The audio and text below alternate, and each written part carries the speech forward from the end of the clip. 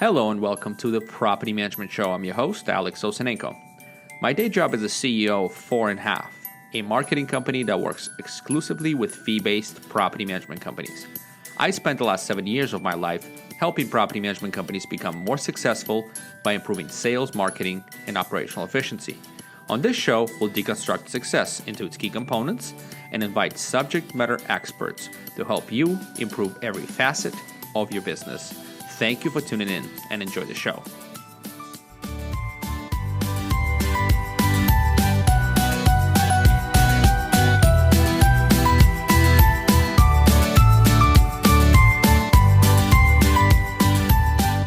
Hey guys, thank you for tuning in today. As you can see, I have a guest today who I'll introduce shortly. But yesterday, I've come across this exceptional industry report, and there's not a lot of property management specific research and data out there. I mean, there's some, but not on a single family and up to fourplex, right? So duplex, triplex, fourplex. So here's the data and the opportunity size that exists right now in our industry. So of the roughly, and I got this off the iceberg report, of the roughly 22 million single family and fewer than 4 unit rental units out there in America, 14.3 million or 65% are self-managed right now. Wow. by the investor or landlord. So this offers a vast opportunity for about 32,000 small management companies out there in the U.S. right now. I know, Tony, you in Canada. We'll talk about that in a second. But in my estimation, and I've spent some time in Australia, spoke to a lot of Australian property management companies and tech companies that service property managers. Their breakout is 80-20. 80% of properties are managed professionally. So, my estimate, because of various economic factors as well as social factors like people. Millennials don't want to buy a single family home with a white picket fence. They want to move where the jobs are, and rentals are sort of in high demand. So because of that, I estimate within the next 5 years, about 8 million of these single family and fourplex and below rental units will move under professional management. 8 million, which is essentially doubling the professional management inventory you have today. And so the opportunity is vast. And the most important chasm, I think, as an industry we need to cross is we need to establish trust. I've been talking about this, everywhere, but we need to establish trust between the landlord investors and the professional management. Right now, this trust is sort of, with the technology and the education out there, it's sort of kind of the bridge is being built, but it's still a chasm. And hopefully with this podcast and future episodes, I'm going to help you guys bridge that chasm and take advantage of the opportunity. But first, you truly have to bring yourself and your team in balance. And, every single fault of the organization, in my opinion, starts at the top, right? Every single thing can be essentially traced to the top. Somebody the CEO said, something the director did that was just, that just caused this butterfly effect, right? And so if the leadership is off balance, the team will never reach its potential. And, my own leadership team, John specifically, had to remind me time and time again, Alex, your mood affects the team. Stop, you come in, you had a fight with your wife, guess what happens? Everybody else is on edge, and that just reflects in the whole organization. And if that continues, it could destroy your dream and everybody else's dream who are working with you. But how do you keep yourself honest? Well, here's the thing. I have a guest today. I'm going to introduce Tony LeBlanc. He is an immensely successful property management entrepreneur, and he made a choice to make himself on balance, himself and his team. And it helped his team grow and thrive. And you know what? I want to give Tony a opportunity to introduce himself because I'm impressed with his background. Tony, how are you today? I'm doing great, Alex, man. How you doing? It's great to have you, my man. So tell us a little bit about Tony. Sure, love to. So as you said, my name is Tony LeBlanc. I am from Eastern Canada, down in New Brunswick. So I think you guys are up in California, so we're on the other side of the country. Yep. I own and operate a property management company with 3 different locations, one in Moncton, New Brunswick, one on Prince Edward Island, and one in Halifax, Nova Scotia. We've been in business now for about going on our 8th year, but I was actually, before that, I was actually born into the business. My mother ran a property management company my entire life. So from 0 to 16, we actually lived in an apartment building where we were resident managers. So I grew up collecting rents, mowing the lawn, sweeping the hallways, hearing the complaints, hearing the fights, just about everything there was to see. Probably before the age of 16, I had seen it all: fires, floods, the whole thing. Immediately, my first choice wasn't property management. So thankfully, I got into technology after school. And did about a 15-year tenureship at IBM as a software engineer. But after that, the traveling started to weigh pretty hard on me, and I knew that I wanted to go back to my roots. I had been investing in real estate the whole time. I had some rental properties that my mother took care of, and I called her one night and said, "Listen, I'm ready. I think I'm going to open up my own shop." It took me about a year to figure out exactly how I wanted to position it and what I wanted to build. And then we built it, and I think within the first couple of years, we went from nothing to probably like 1,000 units in under 2 years. Wow!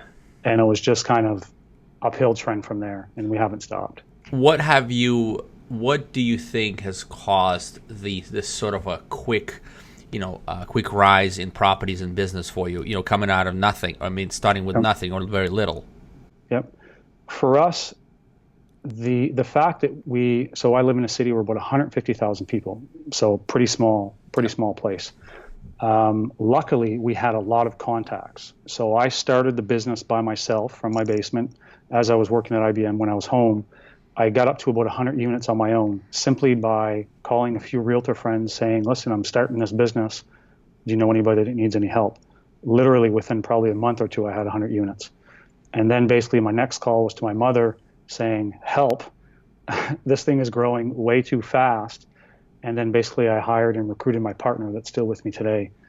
And really it was the relationships that we both had and the connections that we knew in town that it was actually quite easy for us. We literally just had to pick up the phone and start calling these people, letting them know that we're in business. And we had the reputation as kind of being, we're good guys, we're honest, we're trustworthy. And it was just a snowball effect from there. So your advice is call everybody. Yeah. Network. This business, we're in a people business, whether if it's owners, tenants, vendors, employees, trades, it's 100% a people business. So I often tell one of my other guys that runs our other office, I'm like, you're never going to get new business by sitting in your office. Like, you need to go out and meet every realtor in town, everybody that's dealing with multi-units or in the rental business. Like, you got to go face to face and meet and connect and create these relationships. It might not happen tomorrow, but you could get a call 6 months down the road saying, listen, I'm going to connect you, or I got this property or whatever. Yeah. So I find this is very useful, and being out of the office, it's a balance, just like anything else. We're going to speak about balance, but you have to, so presenting your business, you have to be, first of all, confident that you can deliver the solution, but also as an individual, you have to be centered, you have to be balanced, you have to be confident, not overly confident, but just confident in your abilities and abilities of your company. So let's talk about that journey. I mean, specifically, you said something in a pre-interview with Neetu that you feel that the property management is currently off balance. Can you define that for us? Yep, absolutely. I've connected with a lot of local property managers, let's say in Eastern Canada. I've been communicating with a lot and seeing a lot of activity online with a lot of property managers. The thing that stands out the most is when you hear or read or study this industry, you kind of hear the same trends all over the place. It's very chaotic. It's a stressful business. There's a lot of negativity out in the world with property management. And a lot of it, unfortunately, comes from property managers as well. I think the biggest reason for that, and I've seen it in my office personally and firsthand, if a property manager, we all know that this business is stressful, it can be chaotic, You can have 100 things come to you at once, and you need to be able to deal with that. If you're in a position of weakness to where you're having issues at home, where your body physically you're unfit or you're unhealthy, you have health issues.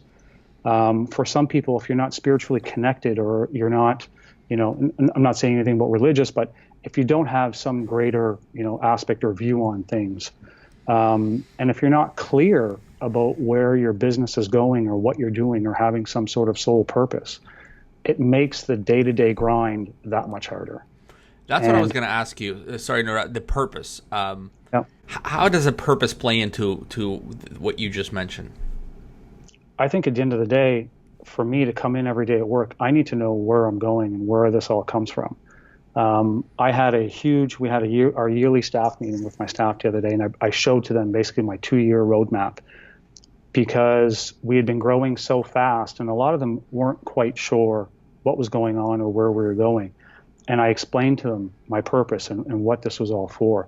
And I explained to them the importance, where we wanted to grow over the next 3 or 4 years. But at the end of the day, I showed them a stat that kind of blew everybody away. I'm like, in the last year, we've housed almost 2,000 families. Love that. Yeah. 2,000 families have relied on us, a staff of 25, to take care of their homes, their futures, their children, their safety.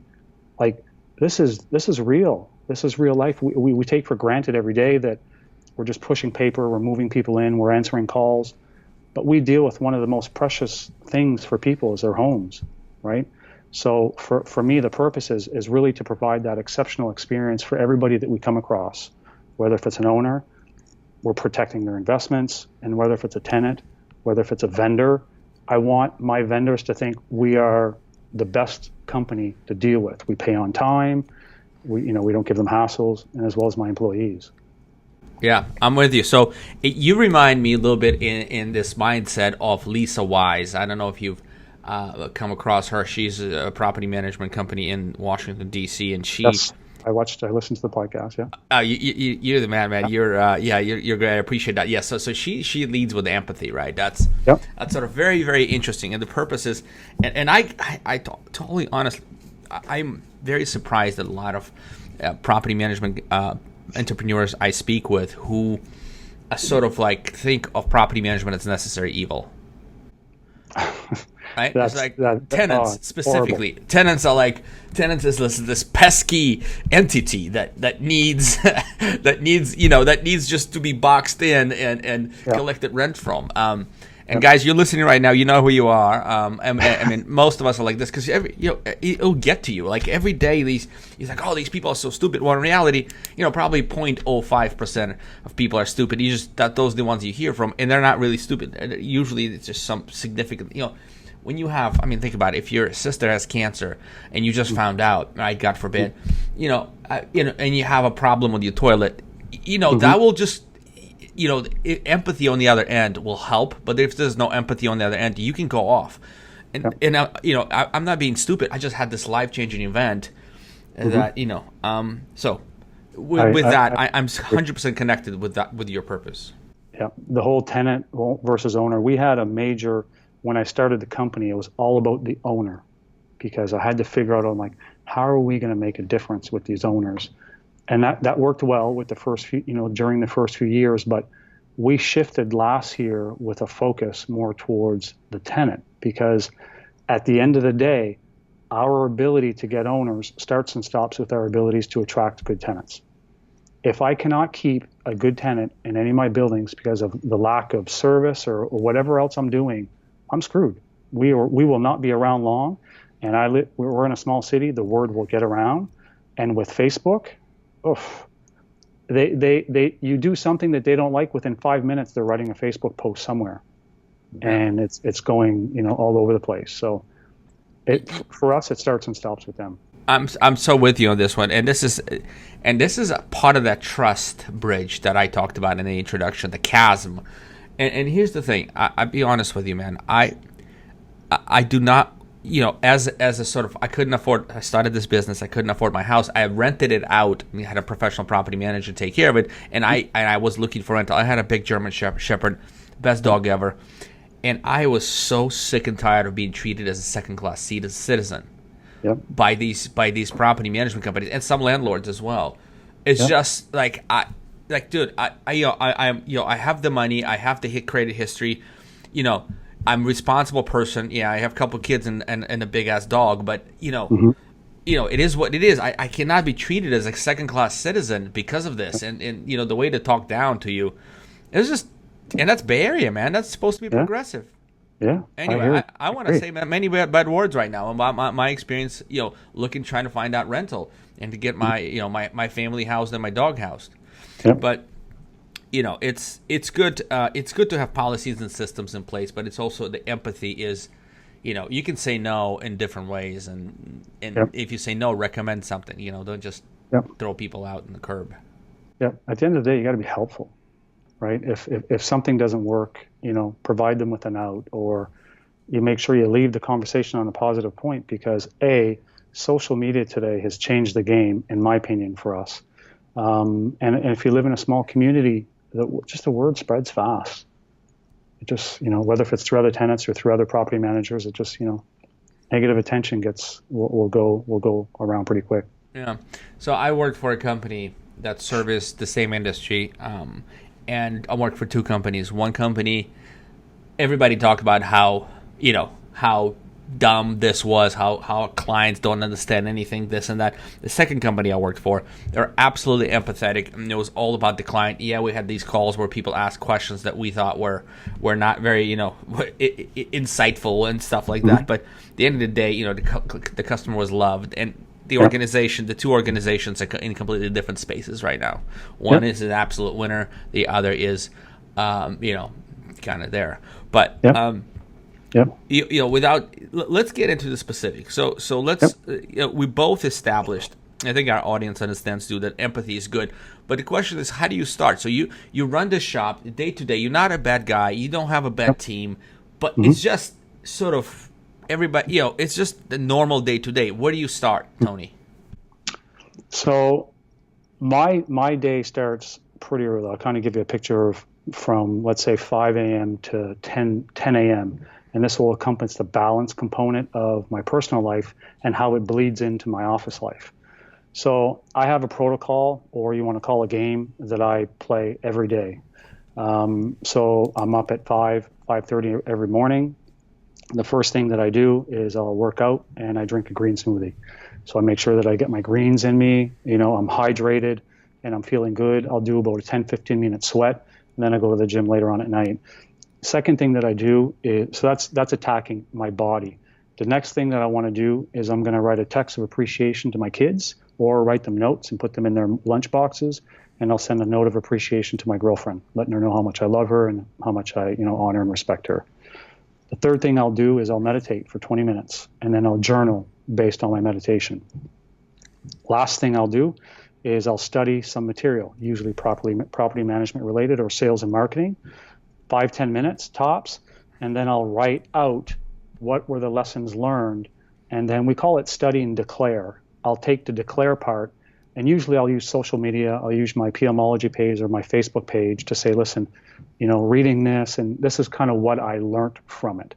So it's kind of that whole concept of you learn and you try to apply it immediately. So that's all done. I would call it like the morning power hour. I get all that done. So if you can kind of step back, if you can get all that done before your kids are awake at 7:30, you're going to feel on fire. Like I just got all this stuff accomplished, making deposits to my relationships with my wife and my kids, and I'm doing the work. Once that's done, get the kids ready to go, run to the office. We start our mornings every day with our morning huddle. So this is where myself and my staff, we all get together and we review the previous day's activities. So it all starts with, okay, what were the rentals? What did we show? And what are the applications in place? So we go through all that. Did we get any new notices? Any new maintenance emergencies? And everybody through the room goes through and what is their number one item for the day? So if we're at the start of the month, maybe rent collection and deposits, checking arrears, my leasing agent, what has he got on schedule for the day? Any good leads that he's working on? Any pressure that I need to put onto him to get some certain units rented? And then that way we're calibrated and we're ready to go for the day. Everybody's on point. Everybody knows what we're doing. And then throughout the day, that meeting alone, if I don't have it, my staff and my office is completely different.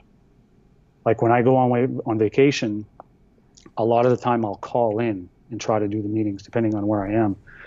And even everybody says, including my partner, like the office is completely different from when you have the meetings and you don't have them, because it's, it's critical. And then we go on our day and do our stuff. Gotcha. And how many employees do you have? In my office here, we are about 20. And then I got the 2 other locations that have their own setup. Gotcha. So what would you recommend so I guess the starting point. So Jim Quick is the brain. I don't know if you know, with a KWIK. I've been following his podcast. I just subscribed to him a couple of weeks ago. Yeah. Very interesting guy. I appreciate his teachings, and he's probably as intense as you are in terms of routines. And he was talking about the healthy brain routine, and a healthy brain routine basically just it's very similar to what you just described. Most of us though don't have that sort of don't have that routine ingrained or experience. Where would you start? Like because it sounds intimidating to me. It sounds like, it does. Man, that's just, I'm just gonna, it's a lot. This guy is good. I don't know if I want to be that good. Yeah, trust me. And on the best of days for me too, it's tough. Sometimes I get some of the stuff done at night. We score, like all these 8 items that I do in the morning. They're all scored, and we kind of make this game out of it. And at the end of the week, we track our results. I would pick a few and get good at them, and what's maybe more important to you. So let's say we often say, I'm going to speak specifically with the men because that's what I know the best. Either you see a lot of guys that are killing it in business, killing it financially, they're doing well, but oftentimes their home lives and their bodies are suffering. Then you have the opposite side. You have men that are killing it in their bodies. They're healthy, they're fit, but they're broke, right? So it's a matter of taking an assessment of yourself and being real with yourself and say, okay, where are my weaknesses? How is my body? Am I in shape? Am I going to the gym? No? Okay. Maybe, and I've been feeling, a little sluggish. Well, maybe let's start there with something simple. Let's start by doing 10 minutes of burpees in the morning just to get a quick sweat. That's a start. If you're having some issues with your relationships, maybe you start sending a text of appreciation to your wife every morning before you leave, right? Small little increments. You start small and then you can build on it as you go, because once it becomes a routine, then you no longer think about it. So you can keep on adding on. So that's where I'd pick where you're weakest and where you think you're going to have the biggest bang for your buck, the most value. I'd start there. But what we do is a lot. I'd pick 1 or 2. Yeah, got it. So we'll come back to this in just a second and explore the empathy part and centering your team. I think that would be an interesting topic that I'd actually want to pick some wisdom points from you on this one. But let me talk about my sponsor first. And NARPM made this podcast possible, and they're really the best organ. I don't know. Do you have something comparable in Canada? Unfortunately, no. I wish we did, but we do not. NARPM leadership. Think about expanding to Canada. Yes. So that's, but so with as being as an association is great, and there's a lot of relationship building and knowledge sharing and stuff like that. But specifically, what I really think is the key value proposition for NARPM is their RMP and MPM designations. Specifically, most people I know who are MPM, master property manager, who have gotten to that level, which is hard to do. You have to submit paperwork. It's, you have to get your RMP first, residential management professional, then only apply for MPM, and then it's going to take you some time to get it. But once you get it, by the time you get it, you've built your business to a point of significant success, and this will make a huge impact in your career and your employees, your family, everybody else. So it doesn't cost very much. It takes some effort, but what you'll get is a lot of coaching. You'll discover new revenue streams. You'll build a support network. You'll discover amazing, deep friendships that will stay with you for life. Guys, don't wait anymore. Go to narpum.org. I know most of my listeners want to do it. Very few actually do. Now's the time to do it. Go to narpum.org. Click on education, look at the RMP and MPM designations, apply, and start yourself on a path of higher education, higher satisfaction with your job, friendships, networking, and all the stuff I mentioned. Yeah. So with that, let's move into the balancing your team. So you've got a great routine. Now you've brought yourself in, sort of centered yourself, and now you're confident, you're calm. You deliberate, you read and educate yourself every morning. You come in with good ideas. Do you help your employees get there somehow? Yes, I try to. So some of the programs that I've been following over the years, I always try to bring that and make it relevant to my staff. Sometimes it's a bit. Some of the stuff that I follow is a bit over the top and aggressive for probably most. Yeah. So I have to tone it down to bring it, because all my office staff, it's all ladies. So I tone it to where, and I know them all very well. So I try to help them with, some whether some tips or some things that they could possibly apply within their lives. I'm a huge fitness guy. I was a competitive bodybuilder for like 10 years. So health and nutrition to me is probably one of the, if not the most important things in my life. If I don't work out for a day, I kind of go crazy. So I try to, we often have discussions in the office about, going to the gym, doing this, staying active, eating properly. And the same things, we talk about outside stuff as well in terms of relationships with our loved ones, we all have kids here. So it's important to have these real type conversations. I'm not scared to keep things at that superficial level. I'll ask, deep questions because I care about them. Asking deep questions. I like that. What other activities do you do with your team? Do you have any sort of, so you do the huddle in the morning. That really sets the tone for the day. Everybody knows what's going on. Everybody's on the same page. That really centers everybody. Great. What else do you do? So we probably our Friday afternoon. So our hours are such that our office opens, we're 8:30 to 4:30. The office only opens at 9:30. So I give my staff an hour to kind of catch up on paperwork, phone calls, and then we have our huddles. Friday afternoons, we close at 1, again, to catch up on paperwork and any weekly training sessions that we want to do. So stuff like DocuSign, if we're going to be doing leases online, whether if we're going to be looking at a new inspection software to do, whether if we're going to look at any type of efficiencies, focus and plan for the week, for the next week. That's a big component. The management industry, and anybody that's listening to this will know that we're a cyclical business. We're a business that runs. It's the same thing month and month and month. So every week we typically know exactly what's going on and what needs to be done. The stressful part is the stuff that you didn't know was going to pop up and just kind of falls on your lap. So again, we try to prepare as much as possible in terms of having our paperwork in place and everything ready for the week coming ahead. So Friday afternoons for us is a critical time to somewhat decompress and kind of get things wrapped up from the week and focus on, okay, well, what's going on next week? Well, I know we got to get all our move-outs done by the 7th, so all that has to be done, and we have to bring in our, if we're going to make any claims against any deposits, we got to get that all ready for this date. So that's the focus of the week, and we kind of break it up. Gotcha.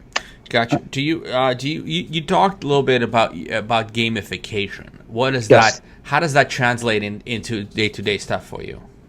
So the gamification part, there's two components in terms of how I do it. So the first component is those 8 things that I do in the morning. So in our protocol, we call it Core 4. So I have 4 major areas, and I do 2 things in each one. So theoretically, I can get 8 points, 4 points per day. So the goal for me is to get 28 points at the end of the week. That means that every day I've gotten my points. So every Sunday night I review my week, and it's like, we call it 28 or die. It's like, you got to get your 28 points. And if you didn't, what happened? How do you need to course correct for the following week?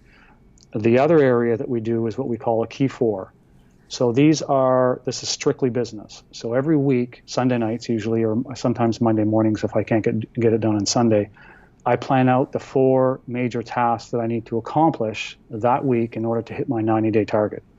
So if I'm looking to increase revenue by 50,000 in the next 3 months, well, I should have a 30-day benchmark, a 60-day benchmark, and a 90-day goal. So each month, each week is broken into what we call these key 4 items.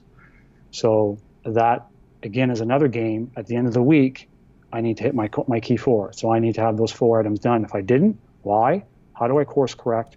And what do I got to do the week after to recover?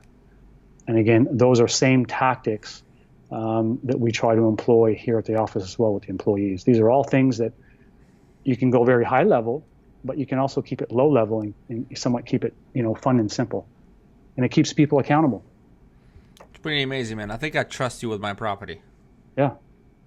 It's our game is all about accountability.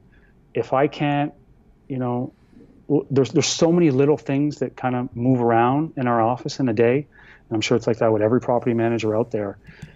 If you don't have any self accountability on your staff, like, you're screwed. You're just going to be in a world of hurt.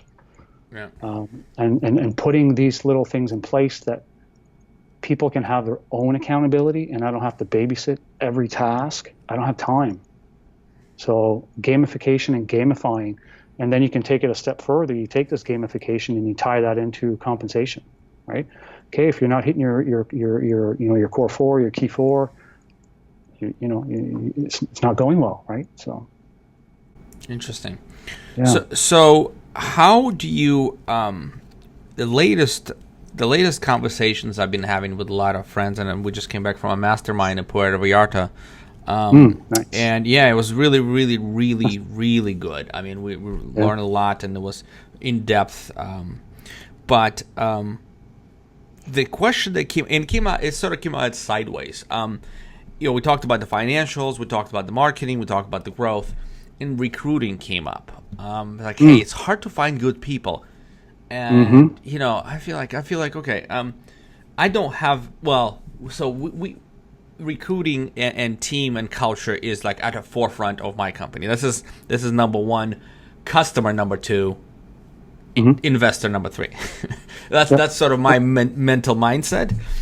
So we put a lot of effort, but I can see where small businesses is a challenge with recruiting, because I just had this podcast with another with very interesting a couple of guys, and they said, you end up finding people who need the job, and it's just sort of they're just going through the motions. They need this income.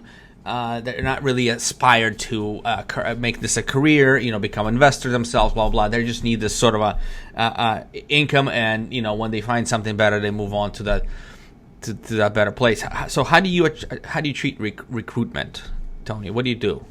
It's really tough. I'd say in the last 7 years, we've had probably about 3 or 4 turnover. Our maintenance division, we still have all of our original guys, except for one. He passed away. Our office staff has been with us for 5-6 years. So we're actually hiring for a maintenance guy right now. Our philosophy with our recruiting is we always try to go for a warm lead or referral from somebody that we know. We try to explain them. So if I'm looking for a property manager versus a maintenance guy, it's a bit different. Maintenance is a little bit easier, but on the property management side, it is extremely difficult because there is not a lot to choose from, especially if you're in a small city. You have people that have maybe heard about it or they've been a resident manager, but they've never really been put in a position of handling a portfolio. Some of the key traits that we look for, obviously you're looking for somebody that is a self-starter, they're honest, they're reliable, organized. They know how to talk to people. I can't say enough about the simple things in terms of customer service. So we've come to a point to where we go out and actively seek people that are already succeeding and that we know, and we try to get them. Hopefully we can lure them away from wherever they are, if we have something better to offer them. But it's a challenge. It really is. Do you have internship program? No. Why not? It's a good question. I don't know. We've never even brought in a summer student in terms of helping out, as much as the staff has asked me a number of times. I don't know. I've never even crossed our mind, to be honest. Check out episode 31. I think you might be. We get in depth. These couple of guys are pretty. They impressed me with their. They're all about building culture and team, and they have this interesting take on the internship programs and building out. And so their concept is essentially, we want to bring people who want to learn this business to become real estate investors. That's the kind of talent they're looking for, because these guys are, a lot more hungrier. They're more interested. They're learning. They want to get better. So they eventually want to become successful real estate investors. And for them to, this is a first step. It's a stepping stone. Yeah, and they would say, hey, learn how to become an investor on my dollar. Like, I'll pay you to work here to learn how to do it.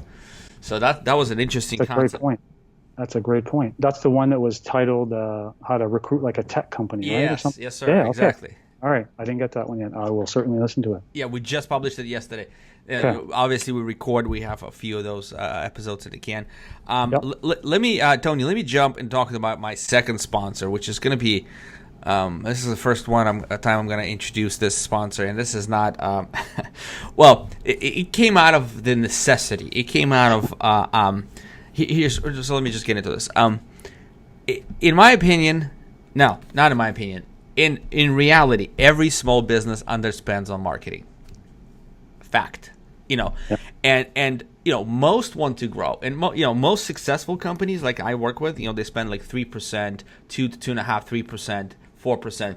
There's outliers that spend 10%, and they have some to show for it. But a lot of times it's closer to 2 to 3, and most want to grow. But I think the biggest fear is making a mistake with their money, with the budget, because there's a lot of brouhaha out there. And, I'll call this, a high octane marketing individual, short homie. Homies screaming, like homies are screaming at you. And it costs, it could potentially cost a business thousands, hundreds of thousands of opportunity, but I'm talking about not spending the money on marketing. And like, I have a small example here. Let's say company A spends $50,000 on marketing, gets 70 new properties over the course of the year. Company B spends $20,000 on marketing, and they get only 30 new properties over the course of the year. And the difference is, the pure difference, take the cost of marketing out, is $100,000 in annual contract value, ACV, that you lose that year. $100,000. But, the problem is not that people don't want to spend the $50,000, because if you are guaranteed 70 units, you'll spend $50,000. Like, no question about it. The problem is, again, there are no true guarantees out there, only screaming homies, right? And they talk about all those different things that they can do for you, and you probably already made a few mistakes. Don't want to make any more. So it's too fragmented, it's too complicated, too loud, too risky. And so I've decided to do something about it, right? I've decided to actually put together a win-win comprehensive CMO level strategic consulting. What I found is, and I had to spend half a day with my CPA, and I got so much out of it. And the CPA goes, Alex, why aren't you doing this for your clients? And I'm like, that's what I should do. So what I'm going to do is I'm going to do a full day sort of a CMO strategic level consulting, marketing plan with execution blueprint, unit economics modeling, so the financial side of things with KPIs and forecasting, and fee structure modeling and competitive analysis. We're going to do sales process development and training, resources for that sales process to get your salespeople or BDMs online and operational and successful. We're going to do full-on pre-sale customer experience review and strategy. Because the customer experience and the trust starts on a pre-sale basis, and that's sort of what we're gonna talk about. So Guys, if you're interested in something like this, email me, alex@4andhalf.com. I'll send you a form to apply, kind of an intake form to really figure out where you are and do you really need it. Because if you don't need it, you don't need it. It's $5,000 plus travel, not cheap. My time is not cheap, but I will invest everything and make this a pivotal decision for your business. So give it a thought. Email me, alex@4andhalf.com if you have any questions. Let's get back into it, Tony. Nice. So you said something. You were sort of, as I was talking about this sort of one-on-one consulting thing, you were like, I felt there were some emotions coming out of you. What do you think? I mean, you've done this. You talked to me about this warrior. What is it? Community you belong to? Training. Yep. Yeah. Yep. So do you believe in this sort of in-depth one-on-one coaching consulting sessions? Because I used to not believe in those. Oh my God. So before 2013, I had never, probably 2012, I had never read a personal development book. My day-to-day work and study was computers. All I did and think was my software job, and I lived and breathed it. In 2012, I started to have some marital issues, and I started questioning everything. And I was introduced to a book from Robin Sharma, The Monk Who Sold His Ferrari. And The Monk Who Sold His Ferrari, that's the book name? Yep, The Monk Who Sold His Ferrari. Cool. And the book changed my life. It changed the path and the course of my life forever.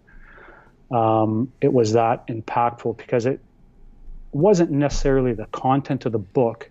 It was the actions that it made me do after I read the book.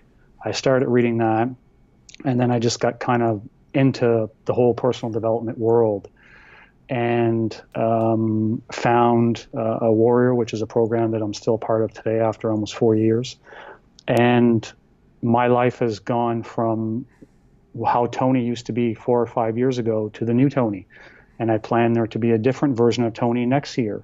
We live in a world that I don't think we can do it and figure it out all alone. You need people out there to push you and to make you think differently.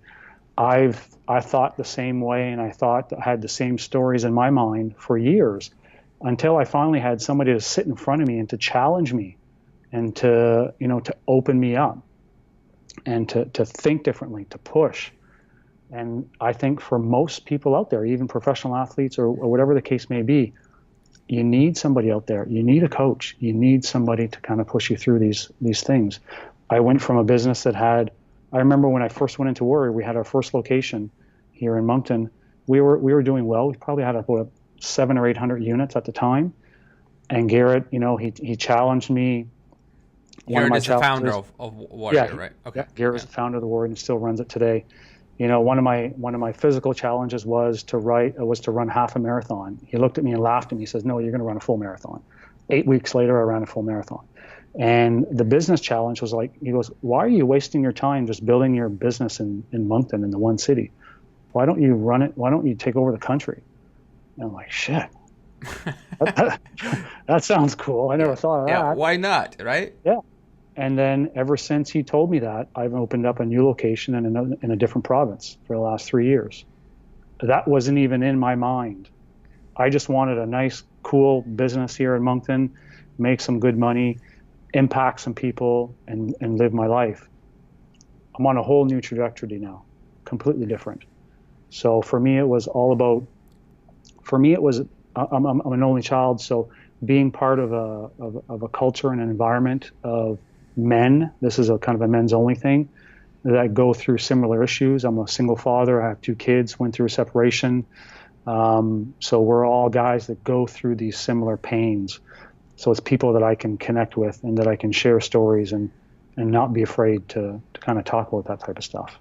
Yeah, so I think, I was so skeptical towards the coaching. I thought all that whole industry was made to prey on successful people, right? To deprive them of their success and their dollars. And that was such a cancerous mindset.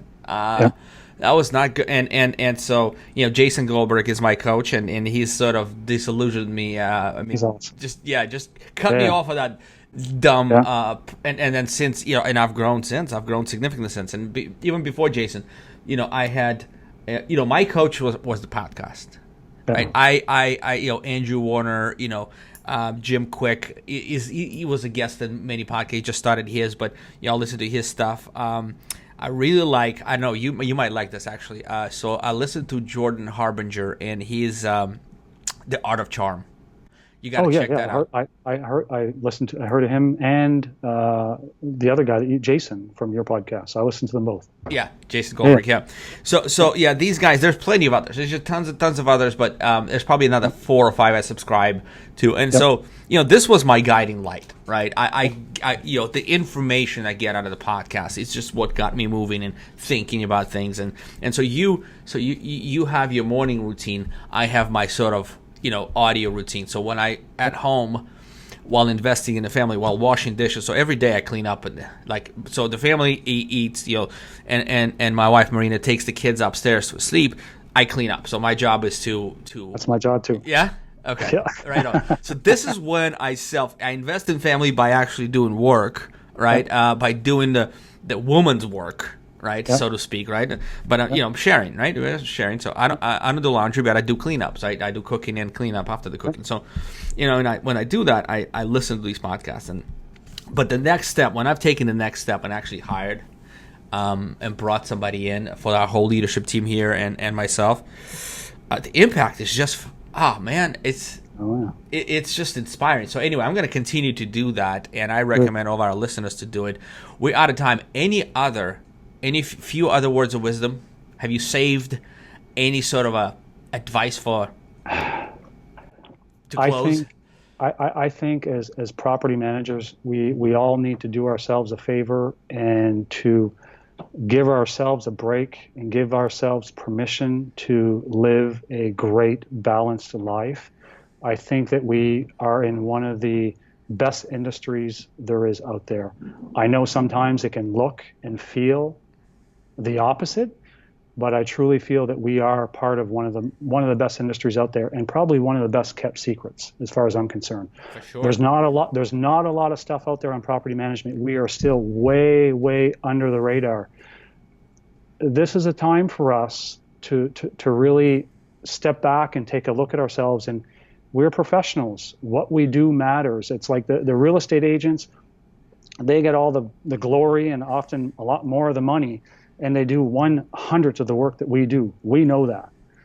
I think our day will come. I think property management is becoming more and more mainstream. You're seeing it in a lot more places. And I think in order for us to get to that next level, we have to be pros. Being a pro does not mean that you can be a fat slob and out of shape and, always divorced and always having these issues. You got to be on point with everything in your life. Make sure that you're healthy, because you owe it to your owners, your tenants, your staff, right? Not only to yourself. But I think that we have to have more accountability within ourselves. And then that will drive the accountability with our staff members and our owners, and it's just going to go all the way down the line. It's like you said, it starts at top. How I carry myself, my staff sees, like they bring in a cake. It's like the big joke. They bring in a cake at somebody's birthday, and they all make fun of me because they know I won't eat it. Like, no, it's just, I'm really strict and kind of anal about stuff like that. But they see it. I know it impacts them to some degree, right? So that's where I think it's at. Yeah, I've never listened to my father, and I do everything he says. I ended up doing everything he said. Yeah, it's just weird. It's true. Subliminal, right? It's there. Yep. Leadership. Yep. All right, Tony, it was an absolute pleasure having you on. And I hope we've moved our listeners, or somebody, or a few of them, or most of them. A lot of them are like you, actually. A lot of people are very, very much structured and physically fit and mindful like yourself. I'm still striving there. I'm still going there. I think a lot of people more in my category. We sort of want to push that way. So I appreciate the wisdom and the feedback and the advice. Thanks, Alex. Guys, thanks for listening. Take care, man. Thanks so much.